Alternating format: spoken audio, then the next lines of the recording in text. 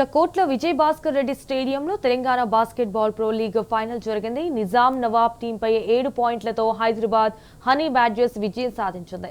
ఫైనల్లో విజయం సాధించిన జట్టుకు 20 లక్షల నగదు పురస్కారం అందజేశారు. మాజీ మంత్రి సబితా ఇంద్రారెడ్డి ముఖ్య అతిథిగా హాజరయ్యారు. ఇక ప్రభుత్వం క్రీడాకారులను ప్రోత్సహించాలని Telangana Olympic association general secretary P Mallareddy కోరారు.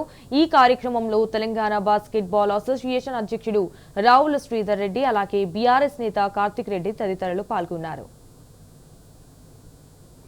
అధ్యక్షుడు శ్రీధర్ రెడ్డి గారి ఆధ్వర్యంలో, కార్యదర్శి పృథ్వేశ్వర్ రెడ్డి ఆధ్వర్యంలో జరుగుతున్నటువంటి ఈ ప్రో లీగ్ మొట్టమొదటిసారి హైదరాబాద్లో భారతదేశంలోనే ప్రథమంగా స్టార్ట్ చేసినటువంటి ఈ ప్రో లీగ్ భవిష్యత్తులో దేశానికే ఒక రోల్ మోడల్గా ఇది ఏర్పడాలని, క్రీడాకారుల యొక్క అభివృద్ధికి వాళ్ళు చేస్తున్నటువంటి కృషి నిజంగా శ్లాఘనీయం.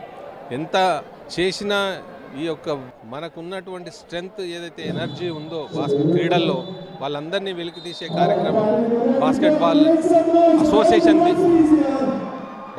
అసోసియేషన్ తీసుకున్నటువంటి బృహత్తర కార్యక్రమానికి ఒలింపిక్ అసోసియేషన్ తరఫున పూర్తి సహాయ సహకారాలు అందజేస్తాం. అదేవిధంగా రాష్ట్ర ప్రభుత్వం చేయాల్సిన కార్యక్రమాలు చాలా ఉన్నాయి.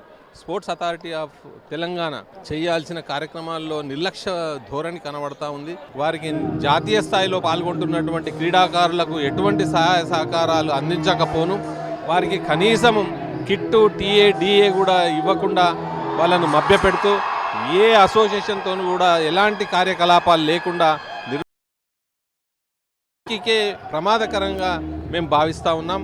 భవిష్యత్తులో దీని యొక్క ప్రభావం ఆ యొక్క సంస్థ మీద తప్పకుండా పడుతుందని వాళ్ళకు హెచ్చరిస్తూ, క్రీడాకారుల యొక్క అభ్యున్నతికి మీరు కూడా సహాయ సహకారాలు అందిస్తూ అన్ని క్రీడా ప్రాంగణాలు అధ్వాన స్థితిలోకి చేరుకున్నాయి. వాటన్నిటినీ అభివృద్ధి చేయాల్సిన బాధ్యత మీ పైన ఉంది. శీఘ్రమే ఆ చర్యలు చేపట్టాలని కోరుకుంటూ బాస్కెట్బాల్ అసోసియేషన్కు కృతజ్ఞతలు తెలియజేస్తూ క్రీడాకారులందరికీ శుభాభినందనలు తెలియజేస్తూ ఉన్నాం.